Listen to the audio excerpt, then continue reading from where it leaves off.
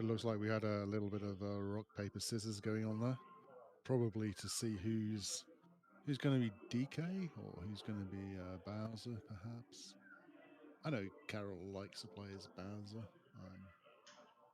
I don't know whether Matt has a preference between Bowser and DK, but that could well have been what that rock, paper, scissors was all about.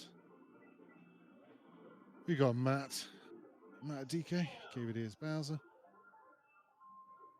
Matt looking in tip-top physical shape, as we can see. That highly toned body of his. Sorry, I'm just watching the webcam, not the video game footage at the moment. Okay, to the actual game. Both pick up a red shell. And despite getting hit by the red, interesting.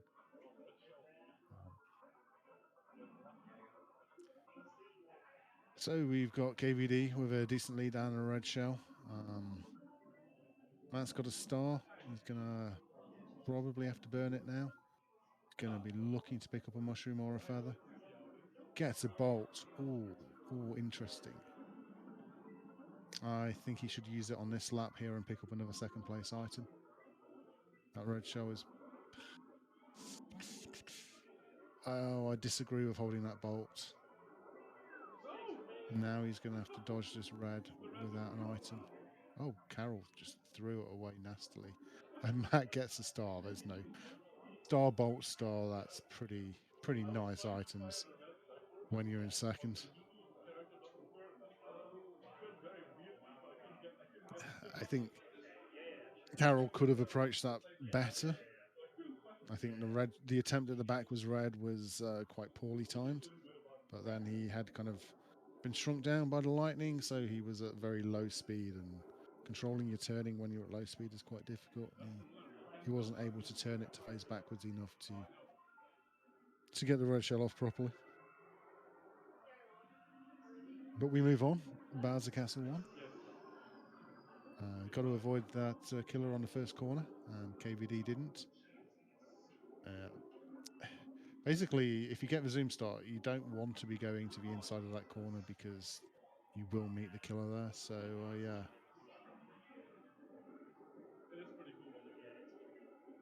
That's something you kind of... Between the different modes, between Match Race and GP, PAL and NTSC, it's sometimes difficult to remember where they're going to be at certain times. I'm sure Carol will remember that going into the next time he plays this track. Nice little lead here for Matt. Carol's making a lot of mistakes, but a feather can catch a lot of this back up.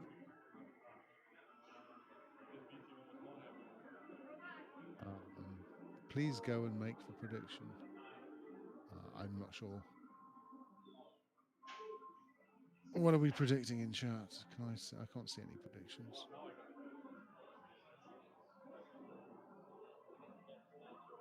Okay, I looked away for a few seconds, and all of a sudden, Carol... Okay, he was an entire lap behind. That makes more sense. So Carol did do a feather shortcut, but it is to no avail. Matt is now 2-0 up.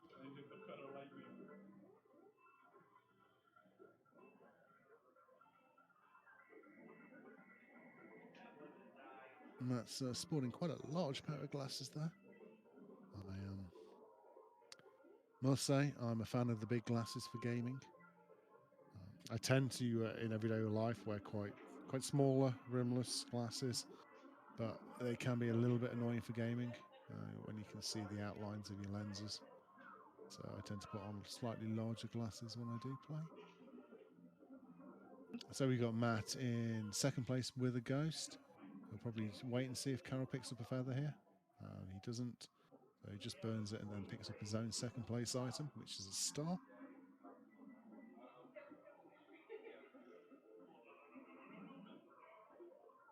Okay, so we're predicting with channel points. What are we predicting? Who will win?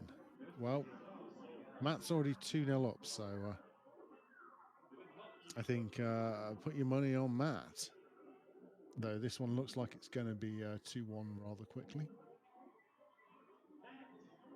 Mushroom for Matt. Let's see if he does a long boost with it.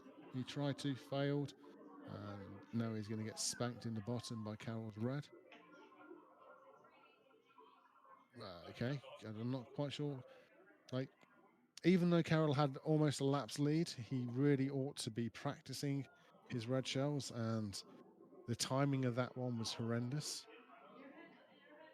I don't like to be too critical of people, and it didn't matter in the situation, but he might be in a situation like that later on in the tournament where he's not a lap ahead, but he's just behind, and you really ought to be making sure that you've got your red shell shots on point for when you actually really need them. Nice little bit of a body blow there from Matt, bullying Carroll. Taking a nice little lead, going into an infinite boost, driving that infinite boost across 2 bits of sand. It's not a comfortable lead. Let's see what Carroll does with this mushroom. He just uses it to recover speed after crashing. I was hoping we see a nice swag long boost with it.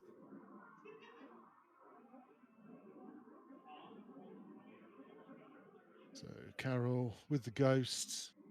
Ghost when you're in second isn't that useful, because there's not really anything the first place person is going to pick up that you'll want to get. So burn a ghost and pick up a second place item.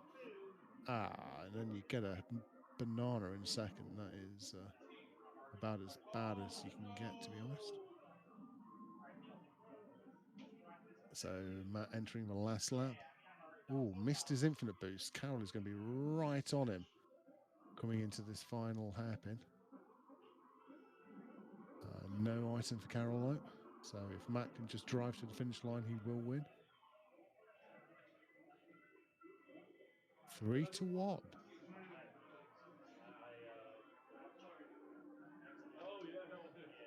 So that's the prediction done and dusted. Everybody bet on KVD, and it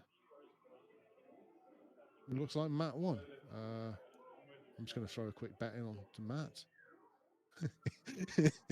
I'm going to just try and steal those 600 points because. Okay, so we're going to get Dan _H, an American Super Mario Kart legend, is going to jump in onto chat. For those of you who don't know Dan, he not only is he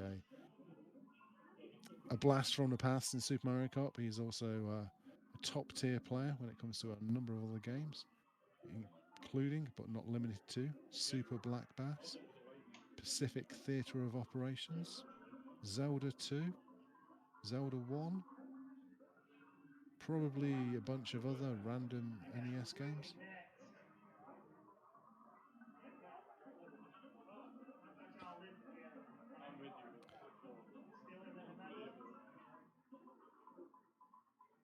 So probably should keep an eye on this, because in this tournament format, every single race counts. You get a point for every race you win. It's not so winning 4-1 is worth more than winning 3-2. You get 4 points rather than 3.